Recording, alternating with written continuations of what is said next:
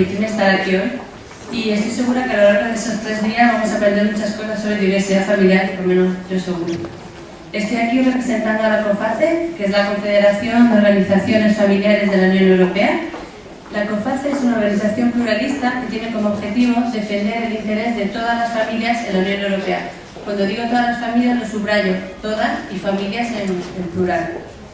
Como sabéis tal vez, la familia no es competencia de la Unión Europea, pero nosotros lo que hacemos concretamente es insistir para que en todas las políticas de la Unión Europea haya una dimensión familiar. Por ejemplo, en las políticas de consumidores, de discapacidad, educación, nuevas tecnologías, siempre esté esa dimensión familiar, ya que no se puede hablar de familia a nivel europeo.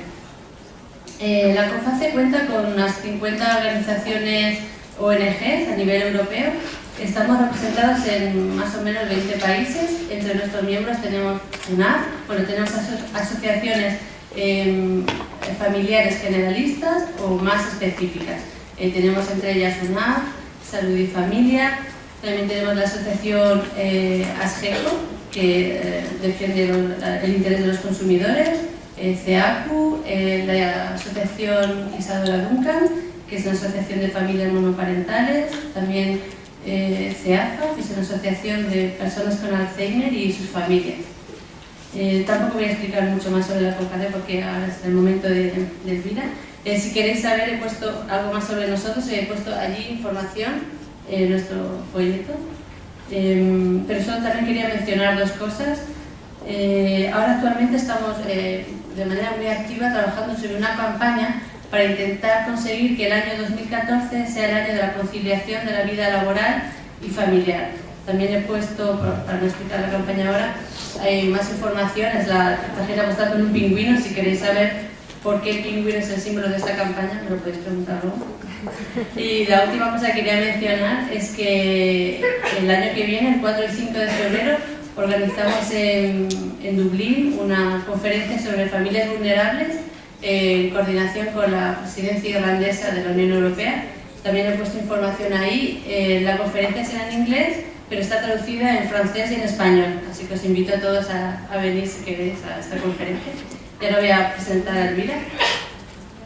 Elvira Méndez es médica especialista en medicina preventiva y salud pública. Ha trabajado durante años en la formulación y el desarrollo de servicios y políticas preventivas y sociosanitarias. Ha mantenido una línea de intervención constante en el ámbito de la mejora de la calidad de vida de las mujeres y de las familias. Es directora general de la Asociación Salud y Familia y ha sido profesora asociada del Departamento de Ciencias Sociales y Políticas de la Universidad Pompeu Fabra de Barcelona durante el periodo de 1991 a 2011. Ha sido coordinadora de la Red Catalana de Hospitales Libres de Humo y de la Red Catalana de Maternidades Sin Humo. Es autora de artículos en el ámbito de la mejora de la salud reproductiva, de la atención a la violencia de género, de la reducción de las desigualdades socioeconómicas en salud y de la prevención del tabaquismo.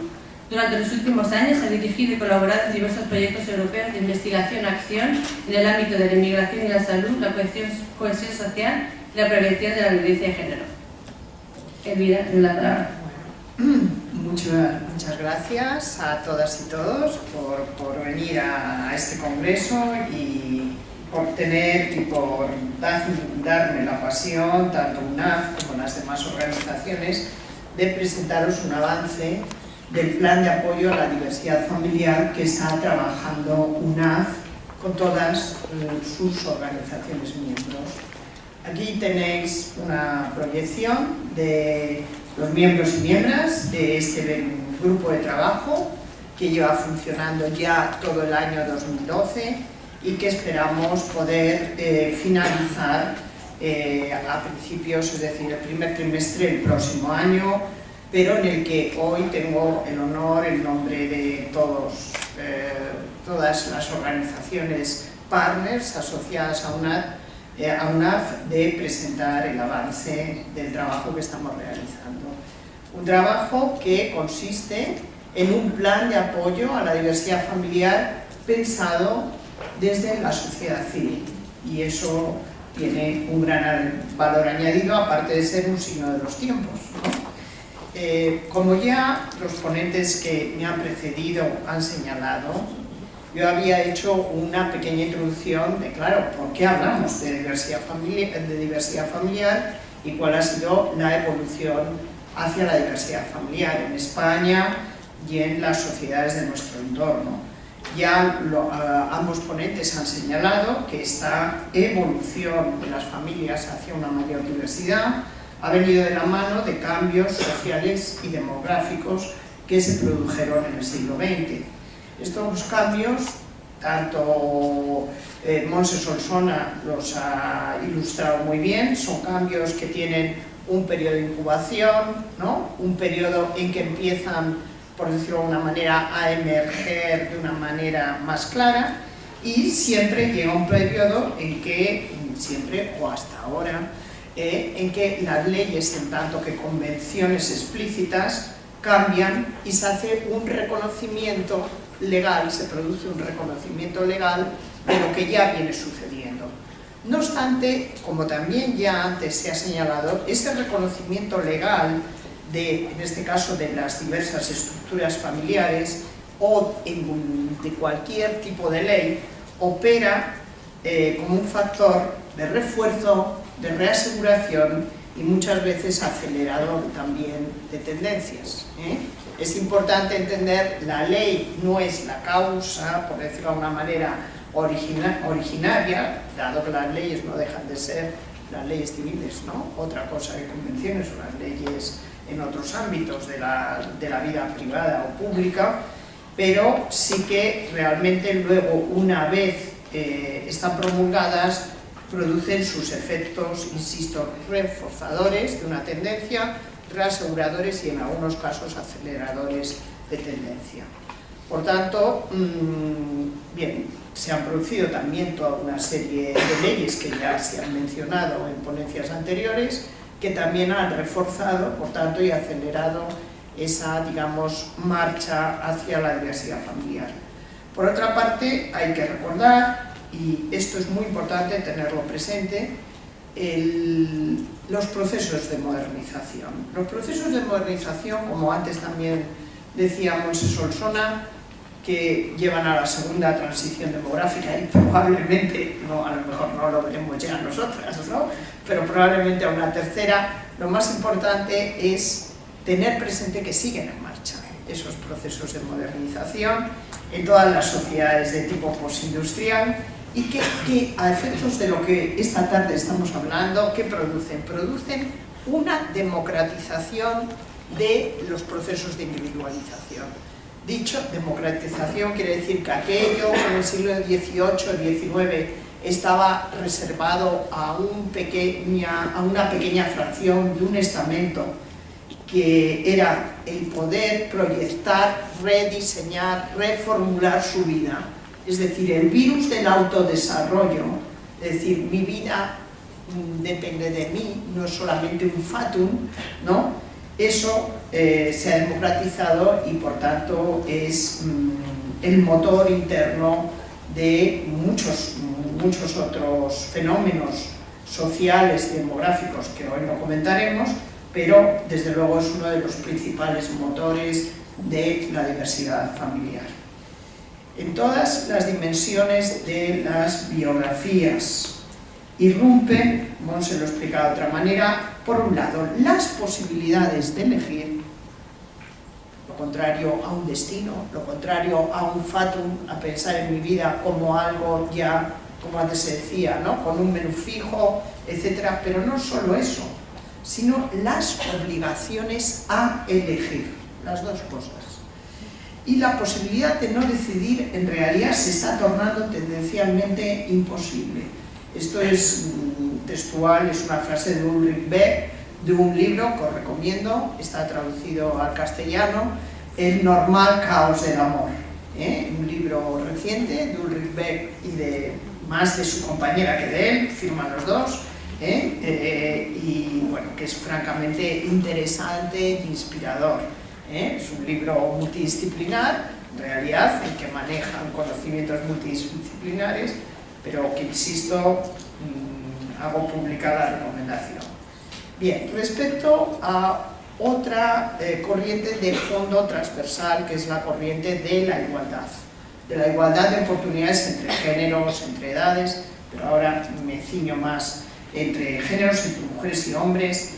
En nuestro país y en todos los países de nuestro entorno, pero a los efectos que nos ocupan en España, podemos decir que se ha producido una equiparación, no solo jurídica, sino prácticamente ya real, ¿no?, en el sentido de lo que podríamos llamar las condiciones sociales previas, que sería el acceso a la formación a todos los niveles. Sabéis, en estos momentos no es mi función hoy, ¿no?, traer datos sobre niveles educativos, pero sabéis la evolución que se ha producido generacional en los niveles educativos entre mujeres y hombres y en la igualdad jurídica. Es decir, por tanto, esa equiparación está, si no conseguida, avanzadísima, pero la vida real y las situaciones de facto entre mujeres y hombres, tanto en las familias como en el trabajo, en las realidades, en las realidades corrientes, ¿no?, continúan siendo desiguales. Pero, ¿cuál es la gran diferencia? Que la desigualdad ahora ya no se niega. La desigualdad se percibe conscientemente, es lo que podríamos llamar, en términos del nuevo Nietzsche, de Peter Sloterdijk, es algo explícito no solo socialmente, sino explícito en esos marcos de vida a que te referías, ¿no?, tú, Monse. Es algo consciente y cada vez tiene menos legitimidad. Legitimidad es una palabra como muy académica, intelectual, pero eso quiere decir tiene menos aceptación en las condiciones de vida corrientes de las personas. Por tanto, las contradicciones, aquí hay una gran mina, podríamos decir, ¿no?, una mina de cambio social, que es la contradicción entre expectativas de igualdad y la realidad de la desigualdad. Entre géneros, esas contradicciones se van agudizando e influirán sin duda, sin ninguna duda, en el futuro desarrollo social de formas muy variadas, pero también a los efectos de esta tarde y de esta intervención, alimentando una mayor diversidad de estructuras familiares y de formas de convivencia, como antes también se apuntaba, a lo largo del curso de vida. No las tenemos que ver probablemente a lo mejor estas diversidades pasado mañana, pero sí a lo largo del curso de vida. Todo esto es para decir, la diversidad viene de lejos, érase una vez, pero la diversidad sigue y se seguirá multiplicando en nuestro país porque no es diferente, ¿no? España no es diferente, como está ocurriendo en nuestra realidad y en la de todos los países de nuestro entorno. Pero, ¿qué es una familia? ¿Qué es una familia? A ver, esto ya forma parte directamente del trabajo de reflexión que se ha llevado a cabo en el grupo de diversidad familiar de UNAF.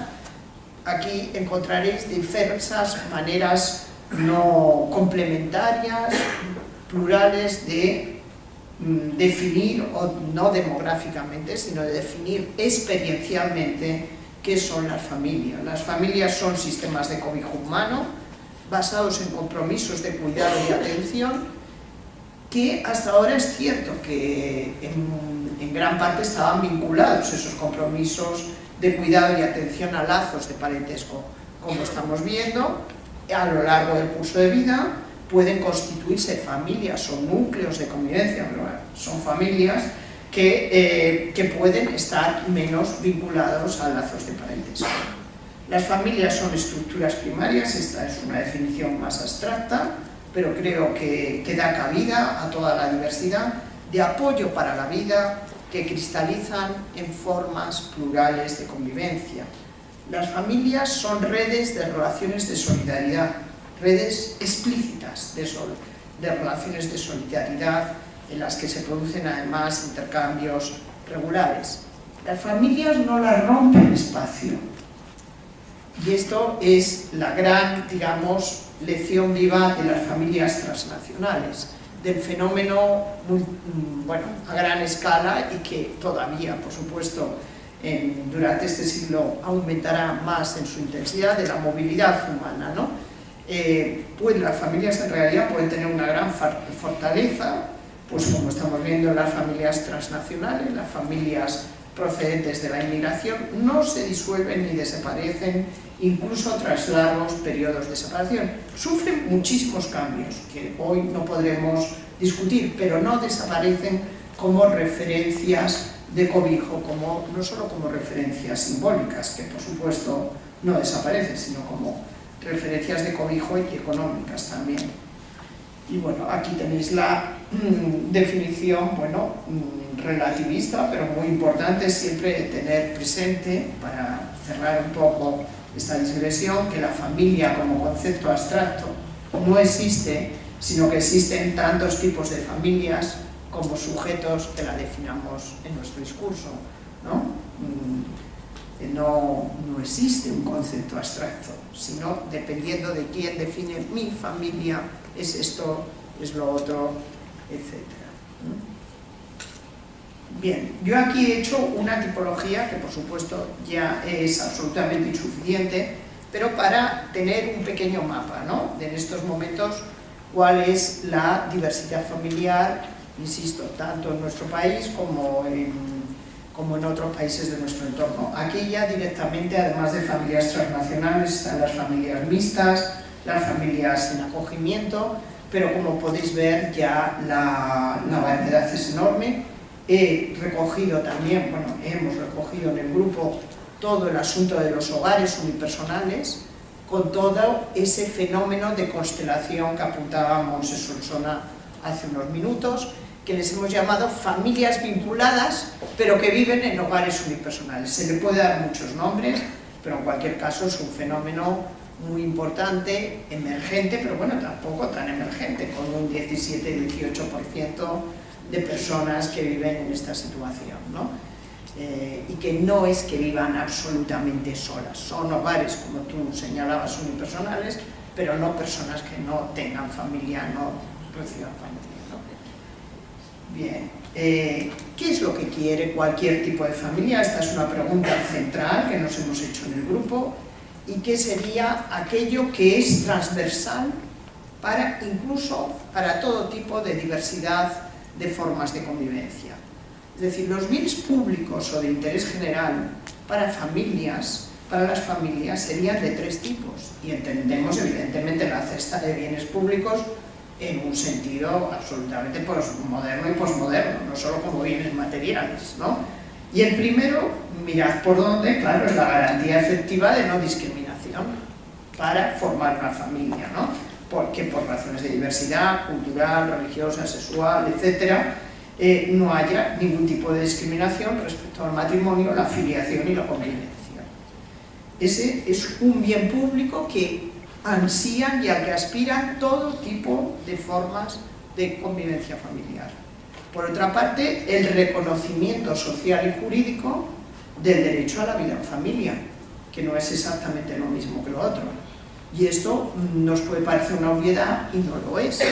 Es decir, en estos momentos, supongo que la mayoría del público que está aquí presente es conocedor de que existen como mínimo dos derechos de familia, como mínimo en España. Uno que sería para los autóctonos y autóctonas, sea cual sea las estructuras familiares que organicen, y otro para los inmigrantes. Es decir, hay un derecho de familia, es decir, diferente para los inmigrantes. No entraré, hay una publicación que os recomiendo, a la que podéis tener acceso tanto vía web de Salud y Familia o web de UNAF, que es el derecho de los extranjeros a vivir en familia. Es una publicación de este año que recoge todo el derecho absolutamente actualizado respecto a eso, extranjeros no comunitarios, y por tanto aquí se entenderá muy bien lo que quiere decir este bien público, que lo damos por supuesto o por sabido nosotros, ¿no? Y que no es para nada evidente. Es como todo una construcción y un proceso de reconocimiento a gran escala. Y después estaría todo lo que ya habitualmente digamos, forma parte del estado del bienestar, que sería el acceso a bienes básicos para el desarrollo de la vida humana y la vida en familia. Este conjunto de bienes públicos, lo que me interesa señalar, y en el grupo lo hemos trabajado, es que son proveídos por la sociedad. También, dependiendo de las diferentes configuraciones en el tiempo, por el Estado, obviamente. Pero lo más importante, desde el punto de mira en que estamos haciendo este trabajo, es recordar que también siguen siendo autoproducidos estos bienes públicos por las propias familias.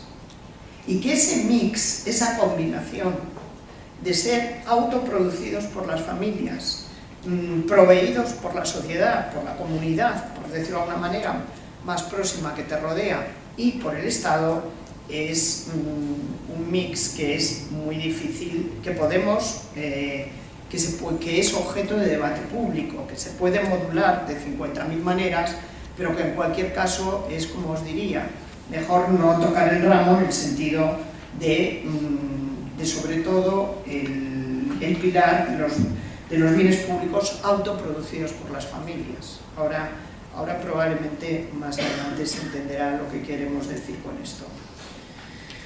Bueno, una de las premisas con las que hemos realizado el trabajo que os estoy exponiendo y que finalizaremos próximamente, eran retos bastante importantes, ¿no? Era, por una parte, saber que teníamos que movernos en dos ejes: el de tener siempre presente la igualdad de oportunidades para cualquier tipo de familias, y por otra parte, tener presente las necesidades específicas. Un plan de apoyo tiene que combinar ambas miradas, ¿no?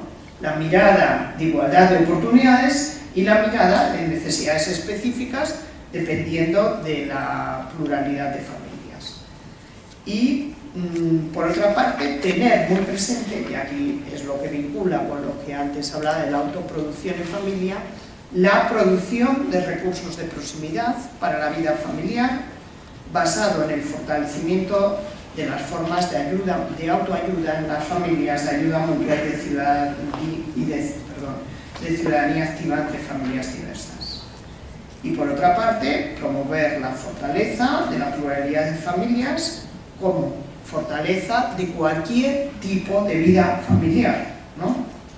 Creando vías de resolución de conflictos, de socialización, en este caso no solo de menores, sino de menores y a lo largo de la vida, y mayores, y de desarrollo de una cultura de la diversidad.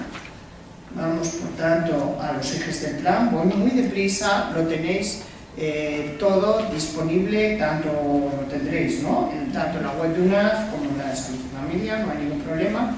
Los ejes que estamos trabajando son estos tres ejes: la promoción de las familias como estructuras sociales básicas y la aceptación social de la diversidad familiar, el apoyo a la infancia y el acompañamiento a las familias en los momentos de cambio en su ciclo vital, las llamadas transiciones familiares, y, cómo no, en el eje 3, el apoyo, la equidad a la que hacía referencia Félix Barajas en su intervención, el apoyo a las familias, qué tipo de apoyo necesitan las familias en situaciones de mayor vulnerabilidad, sea temporal esa vulnerabilidad o sea más permanente.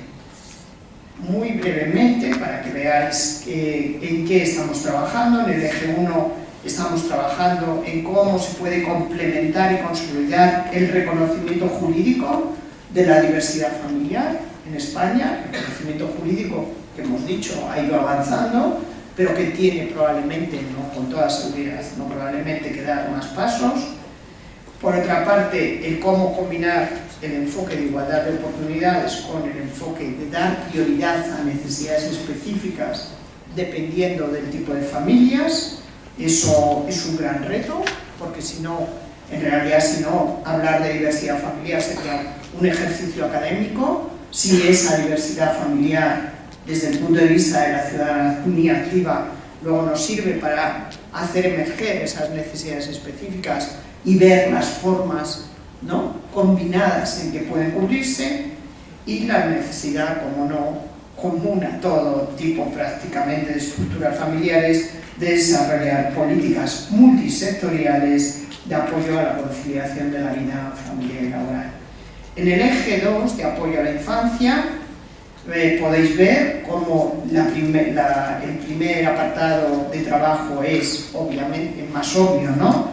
Medidas de refuerzo para la crianza de los menores cuando se dan situaciones específicas de sobrecarga, que pueden ser más permanentes o más temporales. Aquí hemos puesto algunos ejemplos, pero habría muchísimos más, ¿no?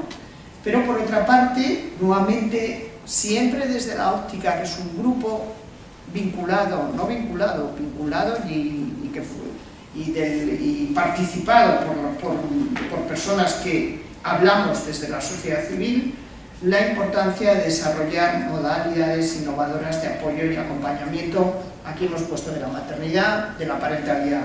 Eso tronca mucho con la primera ponencia, ¿no?, de este congreso. En concreto, en el caso de nuestro país, sería importante segmentar con fines de prioridad, especialmente para madres recientes y sobre todo para aquellas familias y madres y padres cuyas redes familiares y sociales son más frágiles, que no necesariamente es que solamente tengan menos medios materiales, ¿no? Bien, por otra parte, decimos acompañamiento de las familias en los momentos de cambio, de transición en su ciclo vital. Importantísimo señalar, como ya se ha hecho, pero para que también es importante mostrar las convergencias, que los cambios en la estructura y la dinámica familiar a lo largo del ciclo, del curso de vida, son cada vez más frecuentes y más imprevistos. No solo son frecuentes, sino imprevistos, es decir, se está acelerando, ¿no?, los cambios también, nuevamente, muy vinculado a lo que decíamos, las posibilidades y las obligaciones a elegir, y por ello es necesario, en ese sentido, y UNAF es el espacio, yo diría que es el espacio, de ese impulso social renovado para crear ambientes ricos en oportunidades que realmente lo que sostengan sean aprendizajes a lo largo para mantener la vida familiar. Es decir, todos los aprendizajes, lo que podríamos llamar competencias, no solo maternas, paternas, sino competencias para la vida familiar, como ya se están llamando en toda la literatura, y que esas competencias habrá que desarrollarlas y que fortalecerlas en circunstancias muy diversas y muy cambiantes.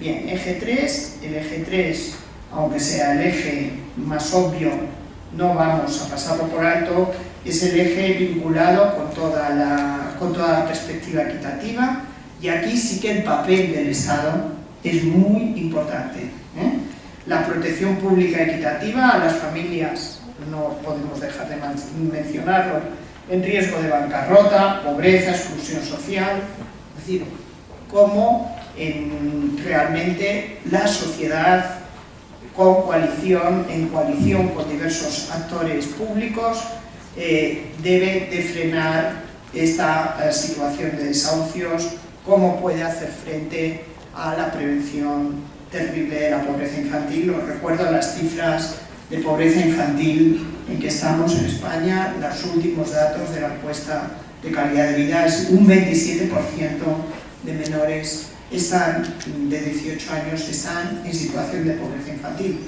Esta encuesta es una encuesta de hace 2 años, probablemente ahora ya estamos en la cifra, rozando, si no la hemos pasado, la cifra de uno de cada 3 niños o niñas está en una situación de pobreza infantil. Recordad cómo se define, hay toda una serie de medidores académicos, desde el índice del Gini, no entraré ahora, ¿no?, que se define desde los niños que están en el umbral de pobreza o por debajo de su umbral. Por tanto, esto es una prioridad, la protección pública equitativa a familias con miembros enfermos o discapacitados, lo sabéis sobradamente, y a todas las formas de violencia familiar, de pareja, infantil, filioparental, priorizando ¿qué? Priorizando la detección precoz. Lo sabemos sobradamente, cuanto más cronificada, ¿no?, está cualquier forma de violencia ya prácticamente ningún sistema de apoyo, ¿no? Podemos decir que para esa violencia son otro tipo de medidas las que hay que tomar. Igualmente, sí, desde un ojo preventivo, el asunto de la cultura de la resolución pacífica de conflictos. Bien, para acabar, comentaros que en este grupo también se ha discutido las relaciones entre familias y sistemas de servicios profesionales, porque eso forma parte de este combinado que decíamos, ¿no? De relaciones entre la autoproducción en familia, entre las relaciones en las comunidades de proximidad y entre la provisión de servicios públicos o privados, pero fundamentalmente a los efectos que ahora nos interesan, los servicios profesionales. A ver, lo decía antes también nuevamente Monse, las instituciones, los sistemas profesionales, sean del tipo de que sean, todavía actúan en el marco de categorías de biografías normales, ¿no? Y eso evidentemente es un gran reto metodológico y práctico, pero ya nos hemos quedado anticuados, fijadas por la ley o fijadas por las normas digamos, metodológicas, académicas que hemos ido utilizando, y esto cada vez se corresponde menos con la realidad de las familias. Por otra parte, muchas veces la reivindicación sin matices, ¿no?, de que haya sistemas profesionales que me cubran las carencias, ha llevado a una cierta mentalidad de que esas carencias o debilidades de la vida de familia pueden ser sustituidas desde servicios profesionales. En estos momentos se dispone en Europa y en el mundo occidental de suficientes estudios que ponen de manifiesto que este enfoque de sustitución de carencias o debilidades lleva al fracaso manifiesto y, por tanto, los sistemas profesionales deben enfocarse como subsidiarios y al servicio de reforzar las capacidades de la vida en familia, no de sustituirlas o de inventarme una familia de diseño.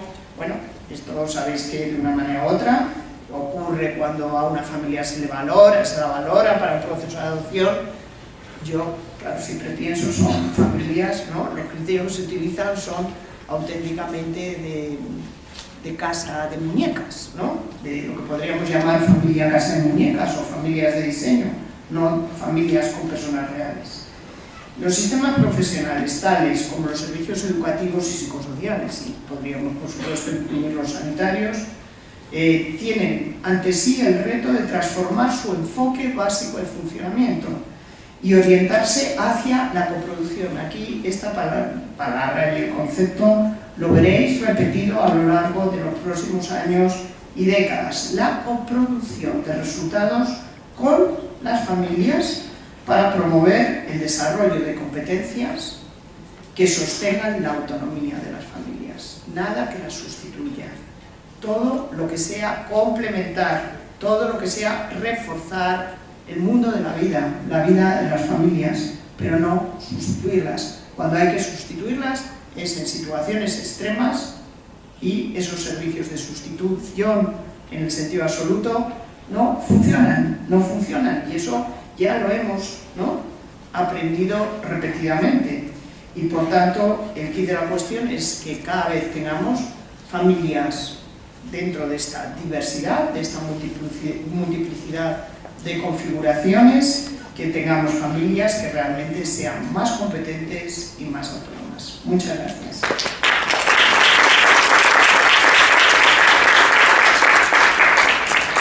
Gracias, Elvira. Quizás haya tiempo para una pregunta.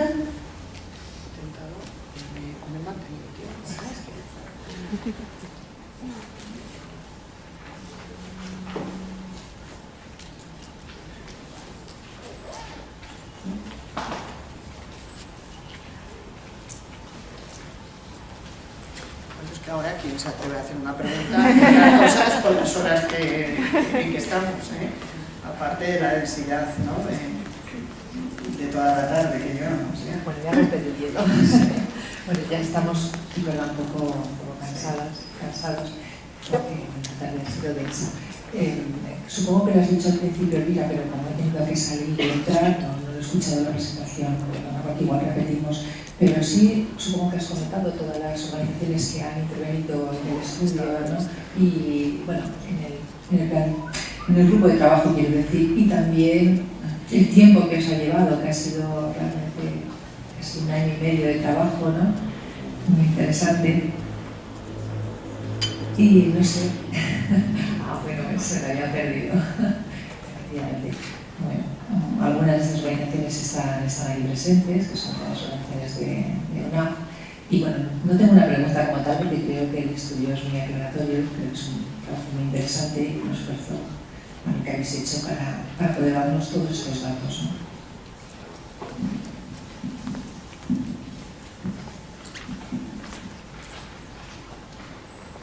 Hay una pregunta.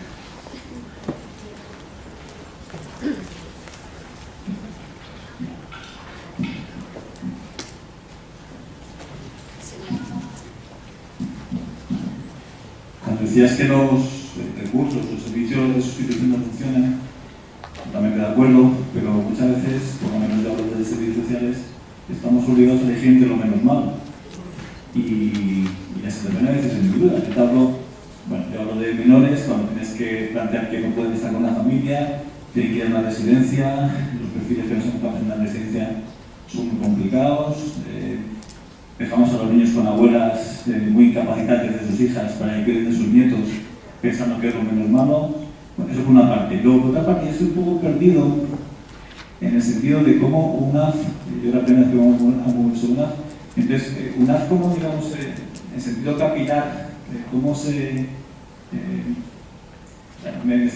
para mí se me está quedando UNAF como un poco abstracto. No sé si será el único. Entonces, si lo podéis explicar un poquito, igual está fuera de esa pregunta, pero bueno. No, pero concreta un poco la pregunta esta en sentido capilar. A ver, sí, por ejemplo, sabéis que habéis un equipo de trabajo pues, para trabajar todos estos temas. Entonces, por ejemplo, desde Madrid, ¿cuál sería la forma de contactar con UNAF a través de la federación, de asociaciones? Bueno, primero de todo, a ver, yo lo he dicho, Dios me libre, que los servicios de sustitución no tengan que existir como recursos cuando las cosas ya, digamos, las competencias familiares, hay un déficit de competencias para la vida en familia, por razones variadas, obviamente sin culpabilizar a la víctima, ¿no? No se han podido desarrollar competencias suficientes para la vida en familia. Pero claro, como lo que nosotros estamos trabajando es un plan de apoyo para la diversidad familiar, enfatizamos todos los aspectos de reafirmación y de apoyo para que realmente las familias sean núcleos humanos fortalecidos y por tanto tengan que ir a la unidad de cuidados intensivos, ¿no? Poco y lo más tarde posible. Supongo que este enfoque se entiende y además te agradezco la pregunta porque me permite hacer más explícita el por qué decimos la sustitución fracasa. En realidad podríamos decir el ir a servicios de sustitución ya es un índice, ¿no? De fracaso de las competencias de la vida, para la vida en familia, ¿no? Lo cual no quiere decir que no se pueda hacer un tratamiento rehabilitador, que no haya enfoques, ¿no? Innovadores incluso en servicios de sustitución, como ha sido la gran autopista que se ha abierto en toda Europa con las familias de acogimiento, ¿no? Como alternativa a formas residenciales, ¿no? Permanentes de acogida de menores en riesgo. Bien, esto, por tanto, te agradezco porque me permite, insisto, el reforzar esta idea. Respecto al trabajo que estamos haciendo y que, como antes la presidenta señalaba, lo empezamos a finales del 2011, lo hemos hecho durante todo el 2012 y espero que finalizaremos al menos una primera entrega. Ya veis que aquí hay ya un guión muy desarrollado, pero una primera entrega de la novela, esto es Signos Dickensiano, ¿no? Ahora hacia primavera, ¿no? Entonces, ¿cómo contactar con nosotros? A ver, yo creo que lo más sencillo es contactar directamente con UNAF, porque UNAF es en realidad una federación voluntaria, por supuesto, de asociaciones, ¿no? que la mayoría tienen ámbito estatal, pero hay alguna que no tiene ámbito estatal. Tampoco es que se prohíba entrar a una asociación que sea de una comunidad autónoma. Esto ya en todo caso lo explicará la presidenta ahora. Y por tanto es sencillísimo el contacto. En este sentido, claro, con la rapidez y un poco el espíritu innovador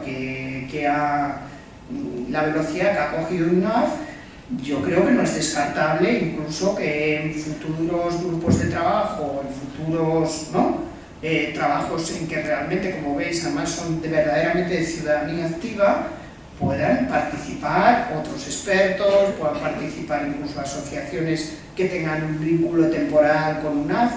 Yo no creo que en principio, a ver, se tendrá que comentar, pero que no le veo de entrada por el espíritu, por la forma de funcionar de UNAF, ninguna barrera especial, pero comentaba tú. A ver, la forma de contacto es sencillísima,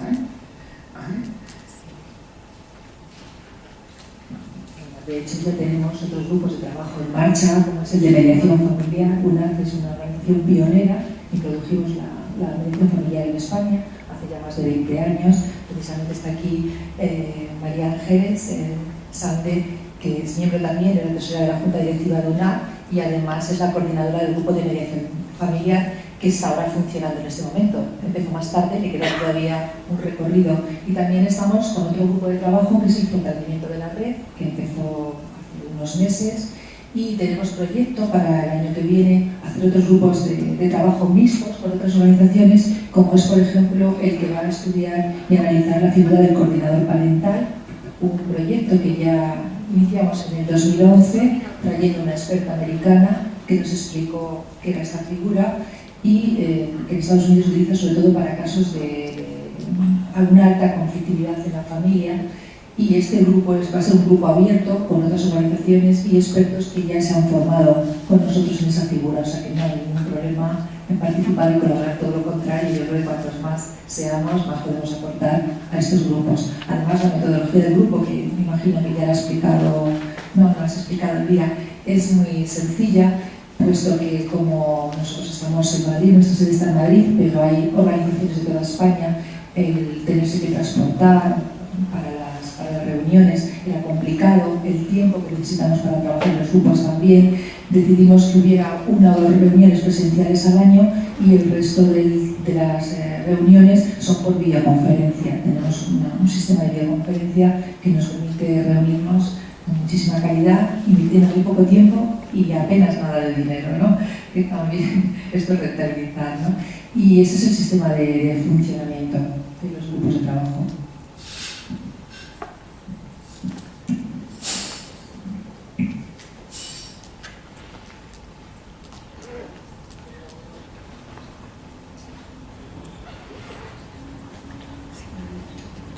Bueno, pues como no hay más preguntas, muchas gracias a todos y hasta mañana.